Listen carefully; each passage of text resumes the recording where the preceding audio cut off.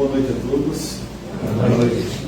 Que a paz de Jesus, nosso divino mestre, nos envolva, acalmando o nosso coração, trazendo-nos assim a sensação de bem-estar, de equilíbrio e paz. Que toda a vibração aqui possa ser estendida aos nossos lares, àqueles que lá ficaram, pessoas que sabemos que passam por dificuldades, sejam materiais ou espirituais, para que elas sintam-se de alguma forma beneficiadas, jogando ao alto toda a sustentação, toda a coragem necessária a cada uma delas e a nós também, nesse percurso ao qual cada um de nós temos que caminhar. Lembrando daqueles que nos antecederam na caminhada, nessa casa espírita, por exemplo, que aqui deixaram o seu legado, que a gente possa contribuir também, da nossa maneira, que estiver ao nosso alcance, para que aqueles que nos sucederão também tenham esse compromisso, assumam as responsabilidades, e possam acolher a todos e a tantos que aqui chegarem, levando em si a confiança, o benefício às suas dores e principalmente a sua fé cada vez mais vivificada. E que assim seja. Sexta-feira a gente sabe que é um dia agradável, para estar numa casa espírita, mesmo com os convites do mundo, é a porta larga da vida, mas é que nós estamos com muita alegria, principalmente recebendo amigos, Hoje, por falta de um, temos dois aqui palestrantes, grandes amigos da doutrina, e é uma alegria, Orlando e Diego, receber essa noite, e a gratidão a cada um de vocês, que a gente possa aproveitar ao máximo a mensagem, as reflexões do Diego, que certamente são de imensa valia para cada um de nós, Então, bendito seja a nossa querida doutrina, e através, muitas vezes, das dores e dificuldades, quando nós estamos ali perturbados também, que recorremos à casa espírita. Mas esse contato, logicamente, nos traz tudo o que precisamos. E que saibamos aproveitar tudo isso em nosso benefício e estendendo a todos também que, de alguma forma, precisam, que nós temos o poder, entre aspas, de alcançá-los e deixar uma mão amiga, estender essa mão, reconfortando-os e trazendo também a esperança de dias melhores. Diego, nossa gratidão mais uma vez. Seja muito bem-vindo, querido. Muito obrigado.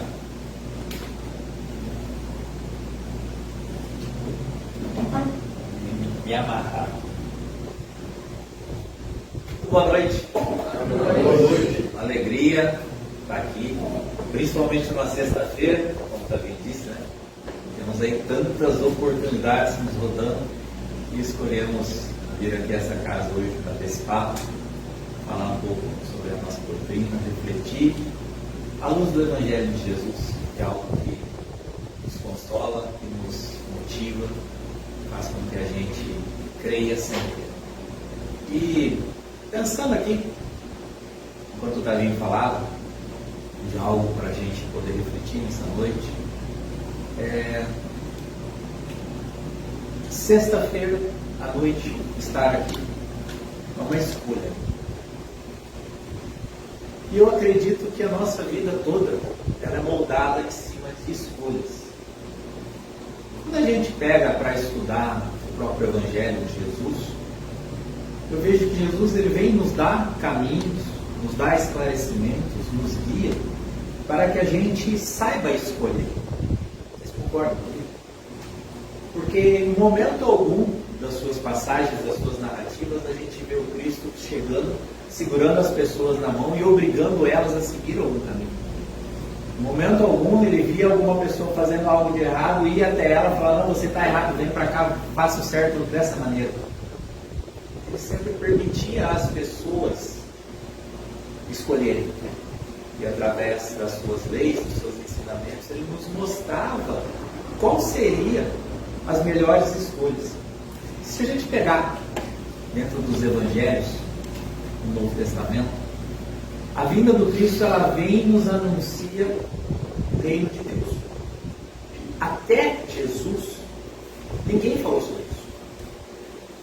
Se nós pegarmos lá em Abraão, pegarmos os profetas, pegarmos Moisés, todo o Pentateuco, o Deuteronômio, o Velho Testamento, ninguém falou sobre o reino de Deus. Ninguém tinha razão, pensamentos, importâncias para a vida aqui, enquanto encarnado, se transpusesse após a morte, a sequência dela de uma maneira digna, uma maneira coerente com a qual nós vivemos.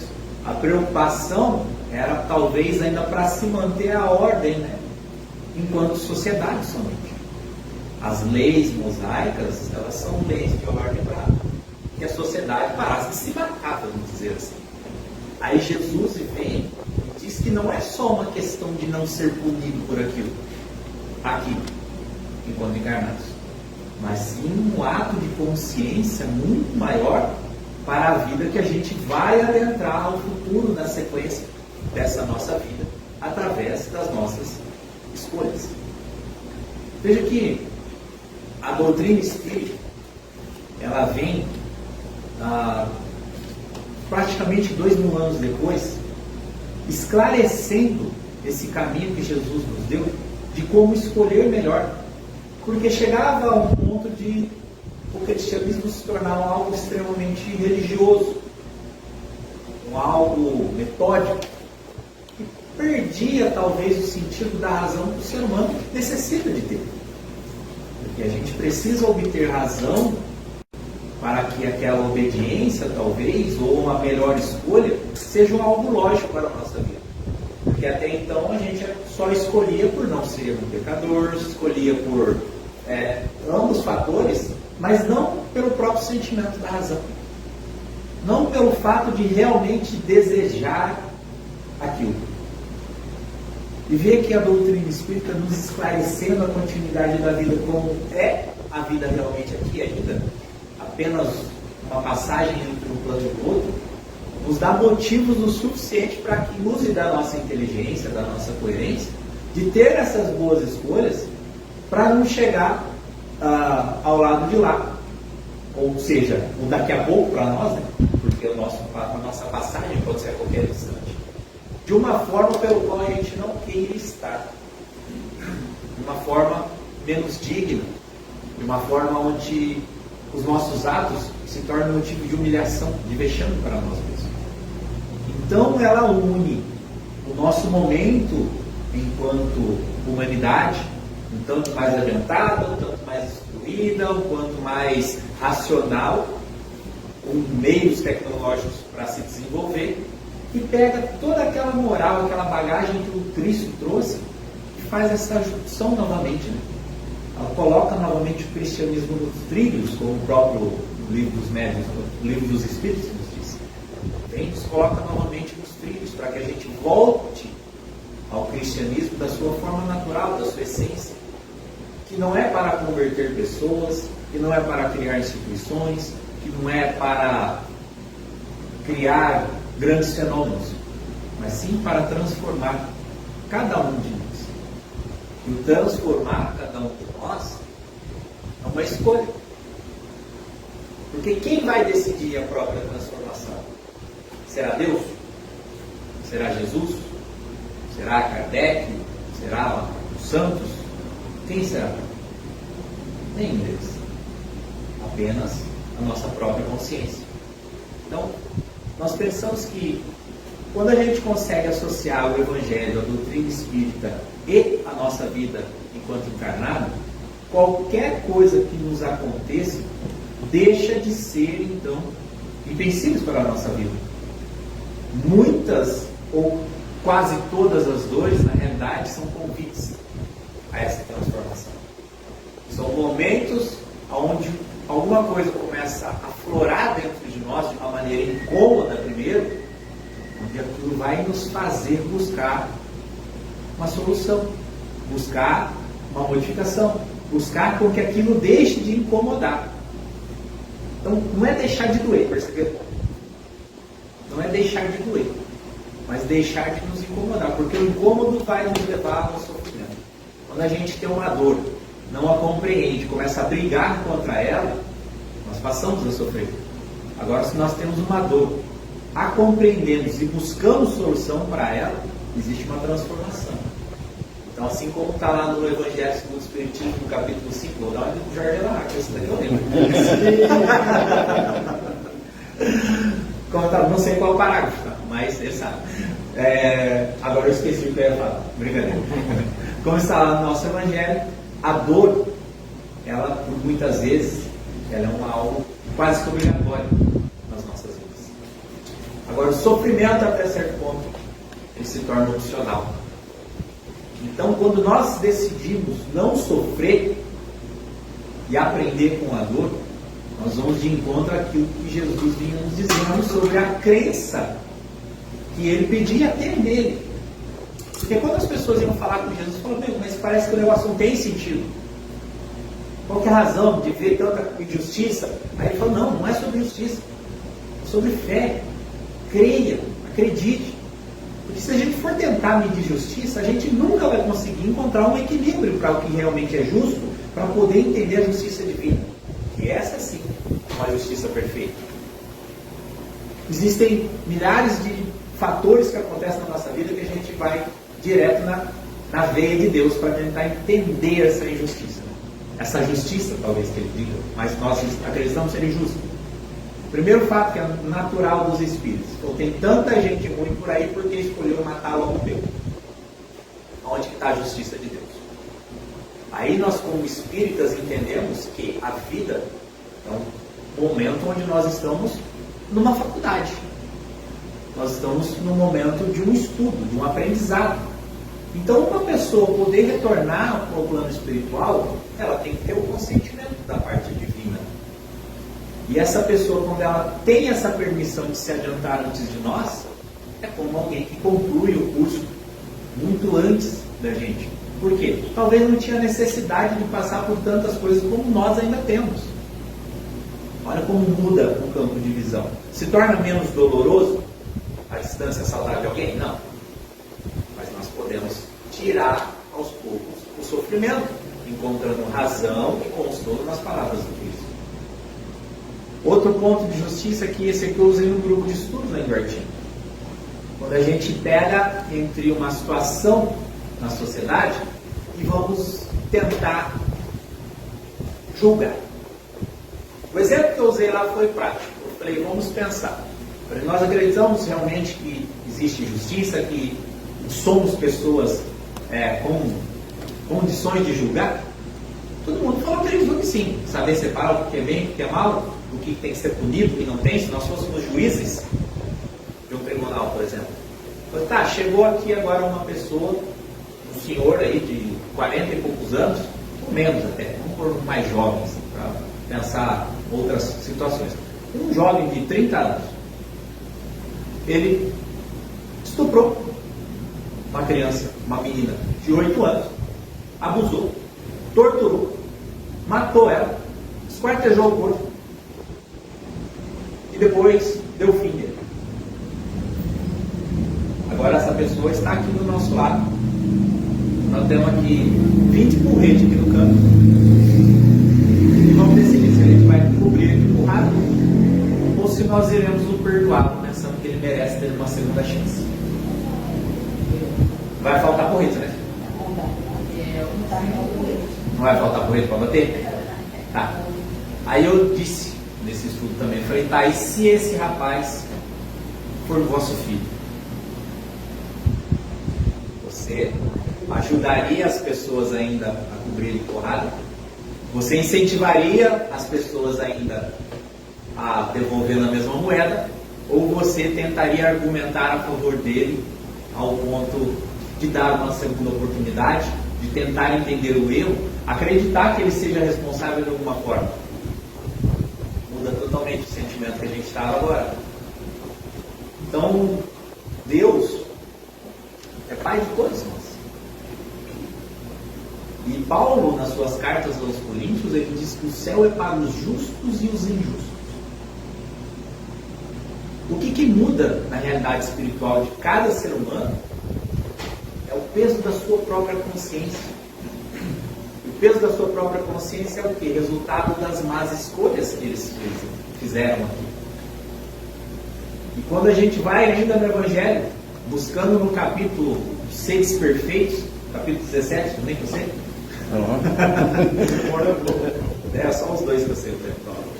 Sedes Perfeitos, existe um trecho lá onde narra qualquer qualidade de uma pessoa, de um homem de bem, de um bom espírita, pode-se dizer. E lá diz que é a sua força de vontade de vencer as suas más tendências.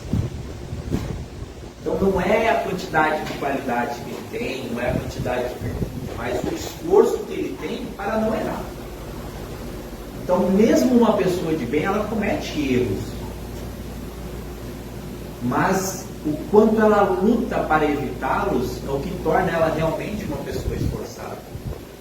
No prefácio do livro Paulo Estevão, Emmanuel, quando está narrando ali a história do Padre Anchieta, ele fala uma coisa que muito nos toca, ligando a menção à transformação de Saulo para Paulo.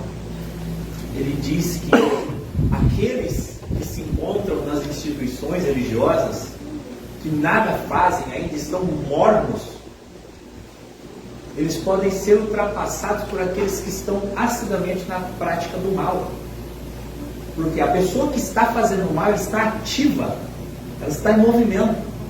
Então, a qualquer momento que ela tiver um lapso da sua própria consciência, passar a enxergar o quanto que ela está fazendo de mal, ela pode se transformar e usar toda aquela qualidade, toda aquela capacidade para começar a fazer o bem a partir daquele momento. Que é o que acontece com Paulo. Com Saulo, na verdade, que depois se transforma em Paulo. Saulo era um perseguidor de cristãos. Ele matava pessoas, ele condenava as pessoas que falavam em nome do Cristo. Só que aí quando ele cai na consciência do quanto ele estava fazendo de mal para si mesmo, e não só para a sociedade, quanto ele estava sendo contrário às suas próprias buscas pelas questões espirituais, ele acaba por se transformar. E aí ele fala, aquele homem não existe mais, aquele homem morreu, hoje é o Cristo que vive em mim. E viver o Cristo não é viver na santificação, viver daquela vida de beato, não. É viver lutando contra as suas más inclinações. É viver prestando atenção nas leis que Jesus nos deixou, dentro do Evangelho, de como utilizá-las realmente na nossa vida. Como que elas vão fazer sentido para nós. Como que elas vão ser positivas no nosso dia a dia, em função das nossas escolhas. Como que elas vão nos auxiliar a não escolher o lado negativo. Porque todos nós, de uma forma muito sutil, talvez, e outras condições de uma forma muito intensa, temos noção do que é certo e errado. Nós temos noção, como o Tamino falou, é a porta larga e a porta estreita, é visível o que é o certo e o que é o errado. Dificilmente tem uma linha muito sublime que divide as duas coisas. Então não existe meio erro. Não existe meio errado. Fala, eu errei ali, mas foi só um pouquinho. Outro dia eu fui fazer uma palestra, usei o exemplo porque eu estava chegando, aquele dia eu levei os livros da editora. E era uma caixa grande, pesada. Na porta do centro tinha uma vaga, que era para cadeirante. Aí eu falei, para aí. Aí eu fui parar, parece que vem a voz da Clara e fala para mim, falou, tipo assim, sério? Aí eu falei, não vou parar aqui, né? Eu falei, mas pensei de novo, mas rapidinho, só para descarregar a caixa. Eu falei, puxa, eu tenho condição de carregar essa caixa, é um quarteirão que eu preciso. E de repente, no momento que eu parei aqui, que eu entrei, chega uma pessoa realmente necessitada que iria usar a vaga e não vai poder. Então eu peguei, montei no carro, fui até a esquina, trouxe a caixa na mão e usei aquilo como um tema na palestra, porque me surgiu uma ideia. Eu falei, às vezes a gente acha que esse é rapidinho, não vai causar mal a ninguém. Vai. De uma outra maneira, porque nós estamos burlando com algo que é uma lei. Se existe uma lei para aquela situação, nós não podemos usufruir de maneira que não seja lícita daquela vaga. Então, se eu não sou portador de alguma necessidade, eu não tenho por que usar aquela vaga. E pensa na condição da lei divina. Quantas vezes, diante de alguma situação, onde nós temos consciência de que não podemos fazer alguma coisa, pelo fato de não ter ninguém nos vendo, ou pelo fato de acreditar que não dá nada, a gente vai e faz, achando, tá de boa. Pois eu entrego algumas marmitas, uma coisa compensa a outra. Igual aquele povo que vai na academia a semana inteira para poder encher o rabo de cerveja no final de semana. Não Mais ou menos isso. Eu vou ali para compensar, para poder fazer o outro que é errado, que eu sei que me faz mal. Então, vê que é um tanto quanto irracional esse desequilíbrio. Porque se nós buscamos realmente o bem, a lógica, a coerência, a verdade da doutrina e a honestidade conosco mesmo, qualquer coisa que eu pensar em fazer fora daquilo que é o correto, que não possa prejudicar alguém, eu já estou fraudando essa lei, está infringindo uma lei, e automaticamente isso vai reverberar na minha vida em algum outro momento. André Luiz fala, não existe nada que a gente faça contra a lei divina que em algum outro instante, em algum outro momento da vida, isso não vai voltar para nós. Isso pode ser já, ou pode demorar um certo período. Existe um trecho do nosso lar, uma pessoa, uma senhora que estava lá já fazia um bom tempo, ela iria reencarnar em auxílio a outras pessoas na Terra. Eu sou péssimo para nome, então não vou nem me arriscar para lá. Mas ela iria reencarnar e estava numa condição ao nosso lar há muitos anos.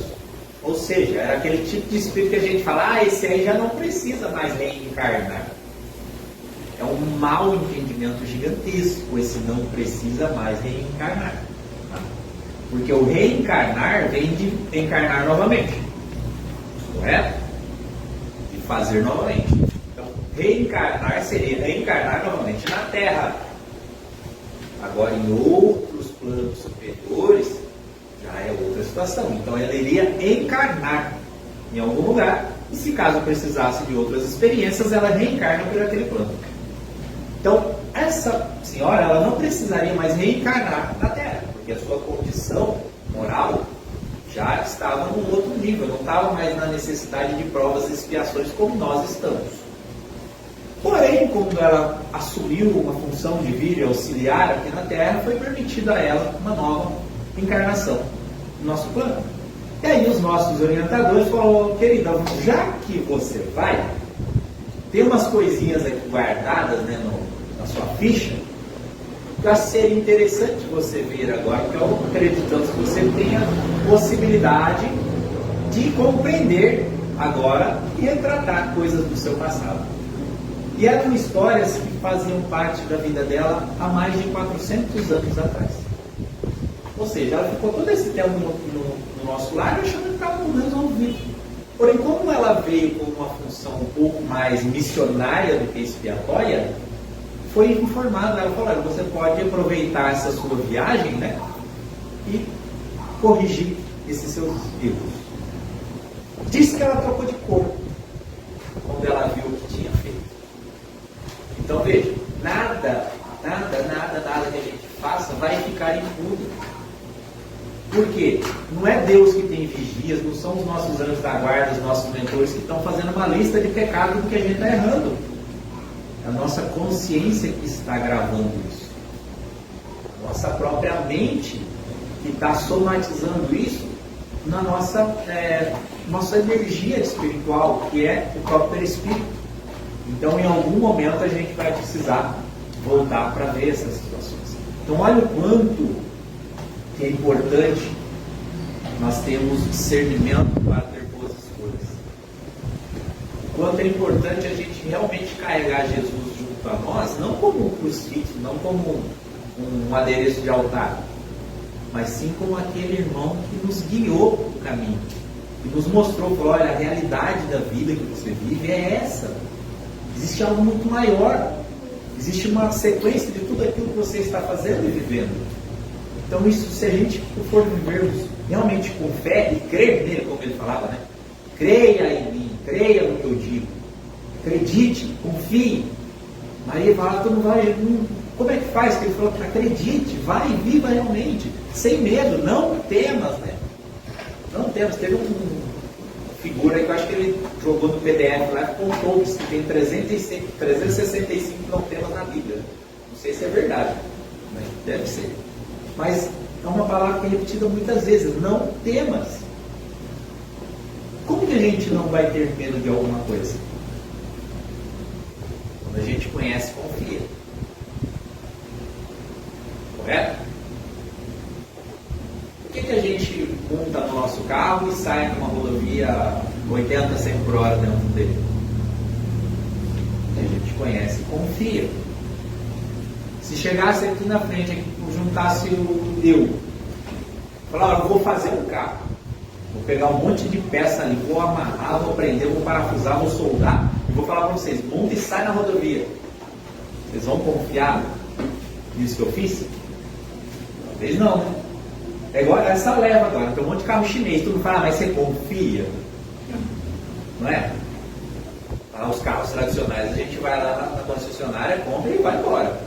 Agora esses outros carros a gente fica naquela, mas dá para confiar? Por quê? Porque não conhece, não sabe a procedência. Então como que a gente vai confiar naquilo que Jesus está nos dizendo? Buscando conhecer esse reino. E o que Jesus veio fazer foi realmente isso, foi trazer a apresentação desse reino dos céus para nós. Se a gente pega os estudos dos grandes filósofos cristãos, qual que é a proposta de Jesus? Apresentar o reino dos céus. E como eu disse até antes de Jesus, ninguém falou. Ninguém falava sobre isso. Falava-se sobre algum tipo de vida espiritual, sobre uma condição ou outra, mas ninguém falava realmente sobre a continuidade da vida como ela é. A passagem do mal rico, eu usei outro dia também numa outra fala, é justamente, ele usa esse termo sobre o reino dos céus. E aí ele usa a alegoria lá de Abraão, como se fosse o próprio Deus. Então conta a história de Lázaro, que é um homem que vivia jogado ao chão, as traças, o cachorro lambia suas feridas e comia das migalhas que caía da mesa desse homem rico. Aí diz que Lázaro vai aos céus e se une ao colo de Abraão. Agora o rico, ele fala, não, o rico morreu, foi sepultado. Por quê? Porque veio que era uma condição de uma vivência espiritual para uma vivência física, que vivia aos seus sabores da vida material, aos seus prazeres, enquanto o outro espiava condições severas da condição material, mas não se ouvia queixas dele. Então talvez era uma pessoa que confiava que tudo que ele vivia daquela dor era algo que estava ali construído de uma forma espiritual. Talvez ele estava ali, assim como a história de Públio Lentus, no livro Há 2000 anos, que depois retorna como escravo, no livro Há 50 anos depois, conta isso. Uma experiência invertida. Um senador romano que volta como um escravo. Para quê? Para experimentar aquela situação, se polir como alma. É a história de Emmanuel. Então veja que esse homem talvez ele já tivesse essa consciência espiritual e vai ao seio de Abraão. E quando o seu homem rico se dá num mundo incorpóreo, longe das coisas, vê a condição que ele está, ele diz que enxerga um grande abismo que separa ele, Lázaro e Abraão. E aí ele pede por ajuda, pede por socorro. Vamos entender, né? Esse abismo é o quê? A distância da nossa consciência, né? Esse peso realmente. Porque se tanto o céu quanto o inferno, como diz na nossa doutrina, é um estado mental da alma, um umbral, um estado de consciência da alma, que não é um local físico. Assim como Jesus não deu o ponto geológico da onde está o ponto geográfico da onde está o céu, nem o inferno. Ele não falou, é ali, ó, pega essa numeração que põe no GPS que você chega lá. Ele põe nesse estado de consciência. O céu é para o justo e o injusto. Que muda o estado de consciência da alma. Então nós podemos mudar esse estado de consciência da alma estando aqui encarnados. Quando nós passamos a confiar realmente, voltando naquela história de Lázaro, a gente vê que ali aquele homem rico pedia, implorava para que ele voltasse e contasse a sua família. Falou, vai e fale para os meus irmãos. O que está acontecendo aqui? Ele fala, não. Ele tem Moisés e os profetas e não ouviu. Não adianta ressuscitar os mortos, que eles não vão crer, eles estão vivendo de outra maneira. Já está tudo lá. Assim para nós, hoje está tudo aqui. Então tudo que a gente for viver, seja por dores, por doenças, por luto, por qualquer coisa que a vida possa nos atingir de uma forma material, nós devemos o quê? Crer em Jesus. Crer realmente em Jesus. Como falamos, a doutrina nos diz que isso aqui é uma faculdade. Então, se alguém sai da vida, foi permitido a pessoa sair da vida porque ela realmente se formou. Fala, mas e como o caso de pessoas que tiram a própria vida, que abreviam a vida pelo suicídio? O que acontece com ela? É aqueles alunos que simplesmente desistiram do curso, mas vão ter que voltar em algum outro momento, de uma maneira mais dificultosa, de uma maneira mais exigente, para poder se formar também. Se formar o quê? Seres humanos melhores. Nós vivemos uma época hoje que tudo vem se transformando de uma forma muito rápida, de uma maneira muito rápida, muito instantânea. Isso cria certo imediatismo para certas coisas, né? Uma ansiedade, uma desordem psíquica nas pessoas, onde nós vemos aí uma grande quantidade de pessoas mentalmente doentes, né? Mentalmente doentes, eu sou um deles, eu tomo remédio para ansiedade, então me incluo. E um afastamento muito grande realmente dessas questões divinas. Não divinas no quesito religioso, mas da busca realmente da razão. Nós chegamos a um ponto, assim como foi divisores de água, as questões da religião, onde muitas coisas já não faziam mais sentido. Por que veio essa ideia de céu e inferno? De ser bonzinho e ser agradado, ou ser mau e ser punido? E por onde surgiu esses demônios, essas coisas assim tão negativas? Porque chegou a um ponto que quem controlava a sociedade eram impérios. E as pessoas descobriram que se elas se juntassem num grande número maior, elas conseguiam derrubar um império na força. Então eles falam, então calma lá que a gente tem que colocar algo que eles não consigam mais bater, mais pegar. E aí entra essa parte sublime das questões espirituais. Mas de certa forma isso foi um amadurecimento que a gente foi tendo da realidade que é realmente a vida. De quando nós desencarnamos. E esse folclore de anjos e demônios só foi um período assim de interpretações erradas do que são as próprias almas. Hoje nós não temos pessoas encarnadas boas e outras que não são tão boas. Nós não vemos pessoas aí fazer atrocidades todos os dias. Vamos ver o exemplo da pessoa que poderia ter feito um caso bárbaro com uma criança dessa, que infelizmente é uma realidade. Existem tantos que fazem isso. O caso que aconteceu esses dias agora com o cachorro, não é uma brutalidade, não é uma coisa assim que a gente vê assim grotesca, que nos revolta de certa forma por dentro. Então veja, existem pessoas boas, existem pessoas que não são tão boas. Então o que muda esse estado de consciência é o quê? A qualidade das suas escolhas. De que forma ela está resolvendo escolher para a própria vida. Eu creio, confio e acredito nessas palavras que Jesus disse, creia em mim. E se a gente realmente colocar essa condição da vida espiritual na nossa vida, a gente vai viver de uma maneira mais leve, mais confiante. Difícil aquelas pessoas que encontram uma pequena dor no caminho e não se revoltam. Buscam pela justiça. Falam, mas eu sou uma pessoa boa porque eu estou passando por isso. Semana passada agora, eu já contei a história dessa amiga minha em algumas palestras, porque assim, eu não tenho a fé que ela tem. Eu não tenho a confiança que ela tem. Mas nada, você não passo perto. Eu só tenho admiração por tudo que ela representa. A Adriana, ela é lá de Cachoeiro do Sul, no Rio Grande do Sul. Tem uma história assim, de vida bem dificultosa, mas foi superando. Tinha um filho, e eram ela e o filho somente, Nicolas, e de repente chega o filho e desencarna. E ela se viu sem mais estrutura nenhuma. Conheceu a doutrina espírita, foi em busca, recebeu mensagens do Nicolas através da psicografia, e assim, quando ela fala da experiência dela, a leveza das palavras, a certeza com que ela fala da vida espiritual, da vida do filho, da continuidade do Evangelho, é algo assim que você fala, meu Deus, que coisa maravilhosa, que fé bonita, que fé pura, que confiança realmente de que o filho dela está ali, junto de Jesus. É lindo. Aí, não contente, Deus falou, vou testar a fé da Adriana de novo.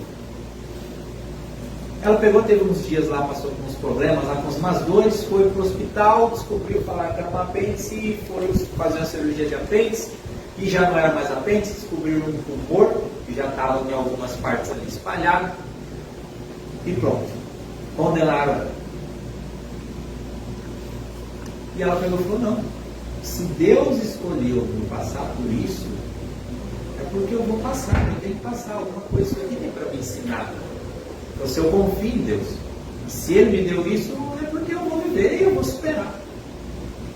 E ela começou a fazer os tratamentos, ela teve um problema de uma infecção generalizada num processo cirúrgico, entrou em coma, ficou alguns dias lá, os médicos já desacreditaram ela, chamaram a família para conversar e a Adriana acorda.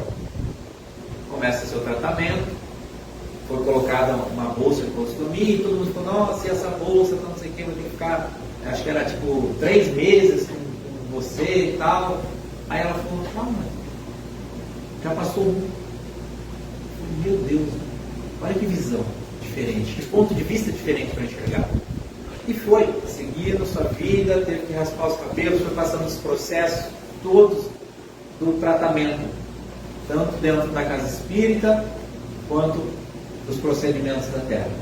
Semana passada ela me mandou uma mensagem, um áudio longo, falando que era a sua última sessão de quimioterapia, que ela estava livre da doença, que ela estava curada. E muito grata a Deus por tudo que ela viveu nesse tempo. O quanto ela aprendeu, o quanto ela viu de valor, o quanto ela viu pessoas, o quanto ela viu de amor, reflexo daquilo que ela fazia com tanta pureza, que era só espalhar o Evangelho através da sua fé. Todos nós temos escolhas a todo instante. E no momento que a vida nos escolhe para apresentar isso a Deus, a maioria de nós falha. A maioria de nós falha. Ou busca a Deus de uma maneira apelativa. Através do câmbio, né? Fala assim, ó, tira isso da minha vida, tira essa doença da minha vida, que eu vou parar de beber, vou parar de fumar, vou parar de brigar, falar mal dos outros, vou mais ao centro espírita. Você mais carinhoso, a gente oferece tudo, né? Nesses momentos. Fala, a gente só mudou os nomes dos santos. Não é mais São Pedro, São João, São Benedito, Santo Antônio, não é ninguém. É São Bezerra, São Chico, São André Luiz. A gente só mudou isso porque, eu estou doente, vamos pedir para Bezerra arrancar. E algum de nós para em algum momento para olhar para si e pergunta, o que isso quer me mostrar? O que essa doença está querendo me apresentar? Quando o luto nos pega por algum motivo, o que essa pessoa que passou pela minha vida está querendo me mostrar? Para onde ela está querendo me levar? Quando a gente se permite ser levado realmente com confiança nesses caminhos de Jesus, né? Eu sou o caminho, a verdade e a vida. Tudo começa a se transformar de uma maneira quase que mágica. Quase que mágica. Porque às vezes a gente vivia preso à nossa situação aqui e não enxergava, não dava valor, importância às questões espirituais, que é a verdadeira vida, que é o reino dos céus que Jesus aí nos fala. E por vezes, essas pessoas que se encorajam e retornam antes de nós, transformam a nossa vida de uma maneira tão significativa que sozinhos nós demoraríamos séculos para que isso acontecesse, para obter esse mesmo progresso. Então, de uma maneira assim, programada por Deus, permitida por Ele, e com muito amor dessas pessoas que se encorajaram a isso, porque elas sabem que vão nos deixar numa situação um tanto quanto de aflições, uma situação de questionamentos, de dores. Elas têm consciência disso. E tantas histórias se passam que as pessoas, poucos dias antes de desencarnar, alguma coisa, parece que ela entra num momento de amargura, de angústias. Mesmo que não seja por uma doença que se arrasta, por umas coisas mais repentinas, parece que a pessoa pressente aquele momento, e não é pressentir, sabendo, ela sabia que ia morrer. Não. Ela sabia que iria nos deixar. E nos deixando aqui, nós iríamos enfrentar dificuldades. Por quê? Porque ainda não possuímos fé suficiente para isso. Eu sempre disse uma coisa, falei, se você tem medo de morrer, começa a se preparar, porque é uma coisa pior que morrer. Que é reencarnar. Teremos que reencarnar. Por que reencarnar é pior, Diego? Porque pensamos nós aqui. Nós estamos aqui vivendo uma vida de provas e expiações. Olha, concluímos essa parte, essa classe, esse ano, né? dessa vida, dessa existência nossa.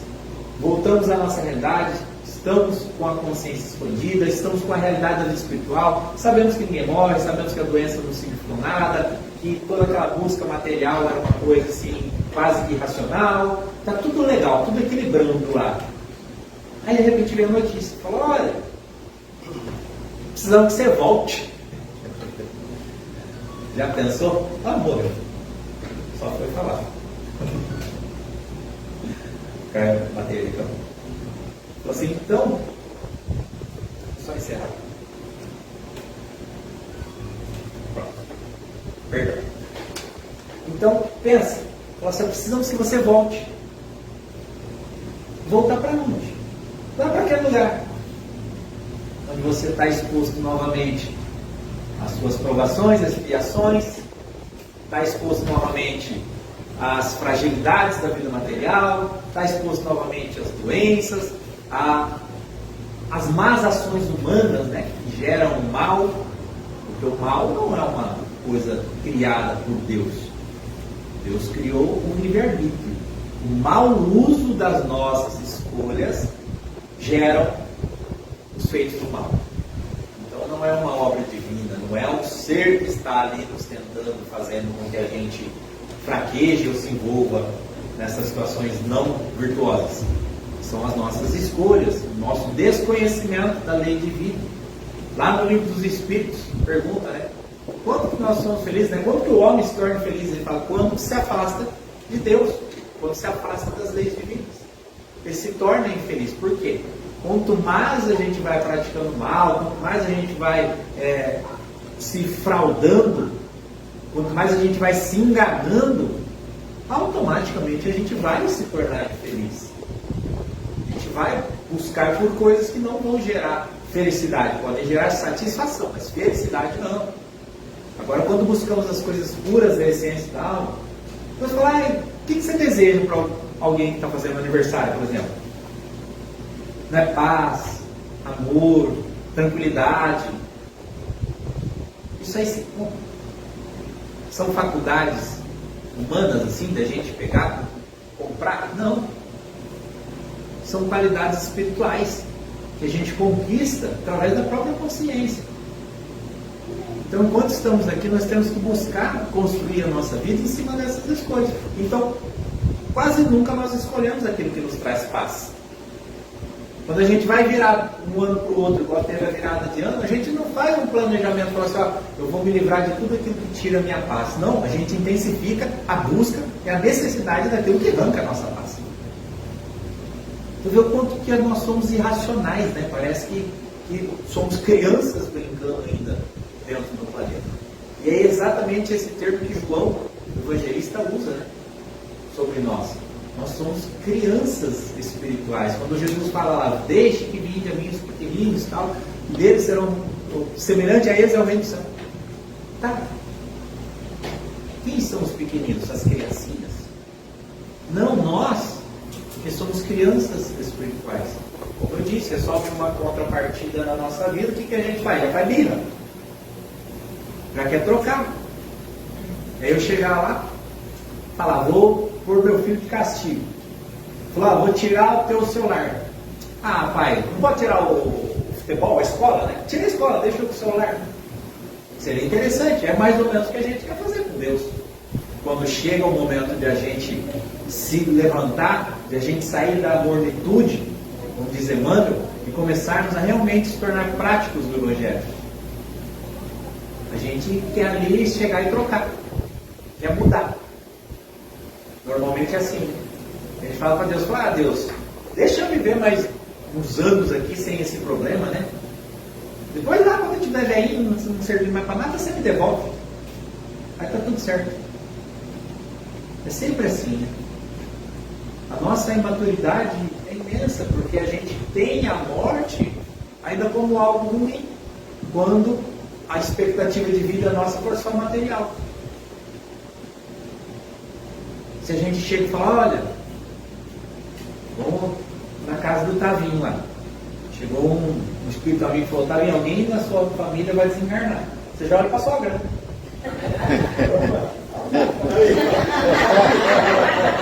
Coitada da sua Não é? É sempre assim, né? Leva a culpa de graça. Fala, que bom que serei eu, né? Finalmente eu vou ganhar minha formatura agora. Entendeu?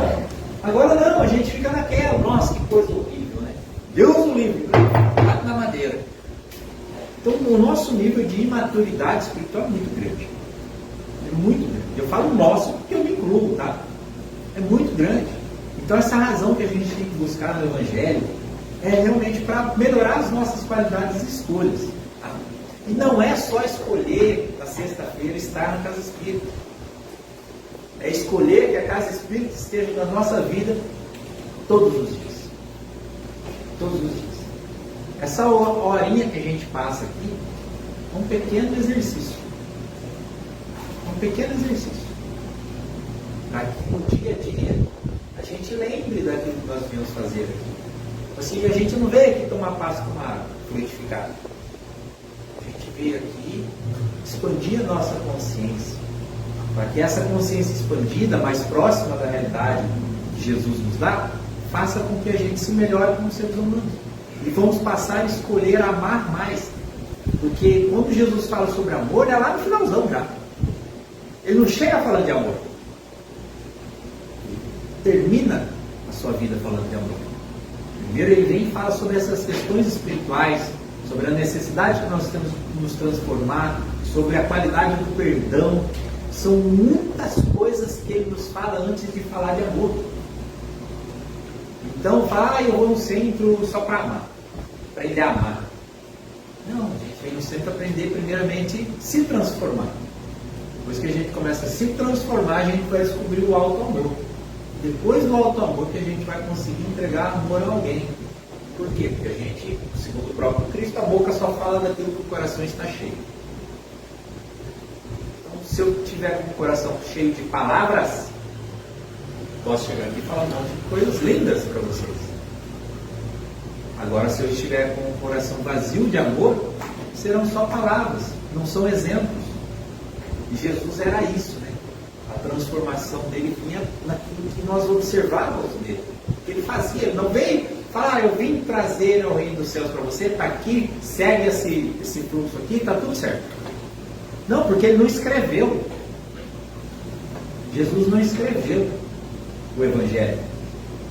O Evangelho são notas daqueles que o seguiram, da vida que ele viveu. Ele veio e fez o Evangelho na prática. Ele não escreveu nada, ele fez o Evangelho na prática. E aí se tornou ali para nós um roteiro, um manual de como aprender a confiar. Como aprender realmente a se doar, a se transformar e a se amar. Lá no final. A se amar. Então, hoje, não só hoje, mas todos os dias, quando a gente for buscar nas orações, nas preces, nos evangelhos, na própria casa espírita, nas religiões, onde quer que seja, dentro de casa, se a gente for querer buscar realmente algo, busque por essa sabedoria. Mas, Senhor, faça com que eu me enxergue, com que eu sinta o que eu preciso melhorar, com que eu olhe para mim e entenda que eu sou uma pessoa ainda que precisa se modificar. E não se humilhar, né? A gente acha que tem que vir falar com Deus é se humilhar, se esborrachar, falar, Senhor, eu que sou frágil, pecador, que eu sou pequeno, que eu não mereço. Não. Assim, eu reconheço as minhas fraquezas, mas eu quero vencê-las. Então me dê sabedoria, me dê caminhos para que eu possa superar isso. Use Deus como teu amigo, como teu pai realmente. Porque eu já usei esse exemplo muitas vezes. Falei, os meus filhos vêm pedir alguma coisa, eles não chegam se humilhando para mim. Dudu ontem me pediu um Pix. Falou, pai, eu que ainda sou jovem, que não sou remunerado, que não sou digno de usar o seu dinheiro, meu pai. O senhor poderia, por favor, por misericórdia da minha alma pequena, me fazer um Pix? Não! Chegou, pai, me faz um Pix. Por quê? Porque eu preciso desse negócio agora para o meu objetivo. É isso. É gente colocar no coração qual que é o meu objetivo. Aí não é mais aquele objetivo da passagem de ano. É o objetivo espiritual, a continuidade da vida. Assim, então eu quero que eu tenho que medir aquilo que eu quero ser ao final dessa existência. Assim, quem que eu quero chegar lá no plano espiritual? Quem que é o cara que eu quero estar lá naquele dia, no dia que eu desencarnar? Aí é um cara mais leve, menos rancoroso, carregue mais amor e menos mágoas. Então que dia que eu vou começar isso? É 31 de dezembro. Não. Agora. Por quê? E se eu desencarnar no retorno? Espero que não, né, irmão? Você veio comigo, né? Não tem a pressa, né? Não tem a pressa. Assim, mas se eu, porventura, tiver lá na minha lista lá que eu vou desencarnar hoje ainda, eu serei essa pessoa? Não. Por quê? Eu estou ainda lutando contra outras coisas, meus objetivos são outros. Então veja o quanto eu estou vivendo de maneira irracional. Eu estou vivendo de uma forma assim que não é coerente com aquilo que eu desejo para mim mesmo. E todo esse esclarecimento do Cristo, toda essa luz que o Evangelho nos dá como direção esse caminho.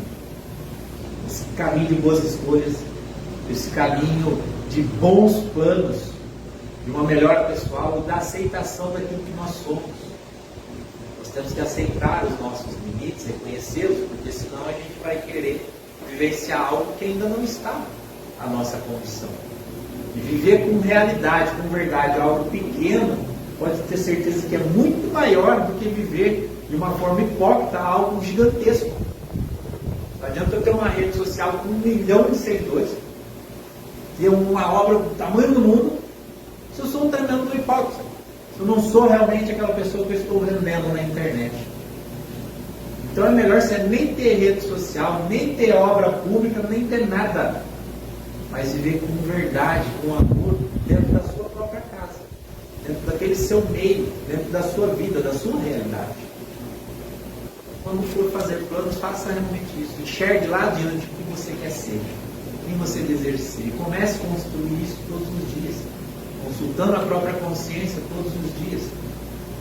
Tenho certeza que de forma muito mais leve a gente vai conseguir encarar os desafios que a vida vai nos pôr.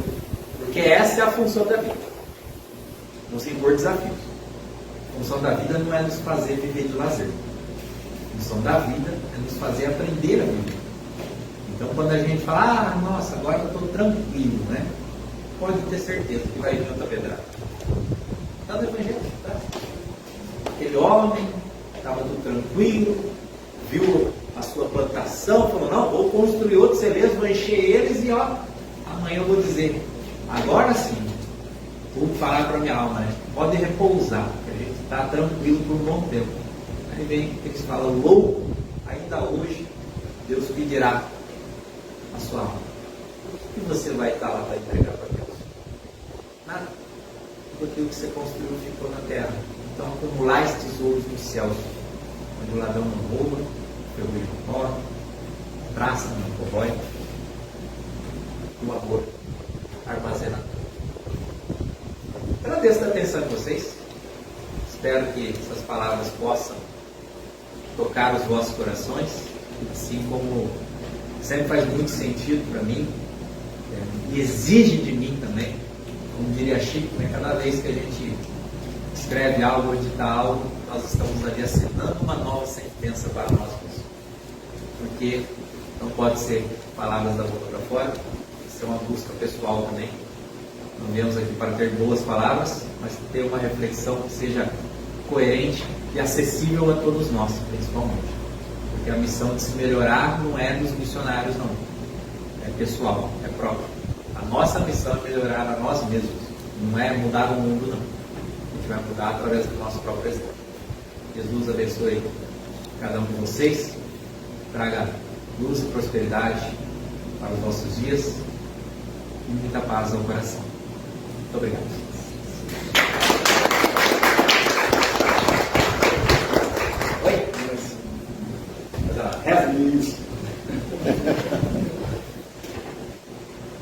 Vamos lá, vamos nos concentrar nesse momento, elevando os nossos corações a Jesus, entregando à nossa consciência essa luz que nos envolve, nos abraça, nos aquece.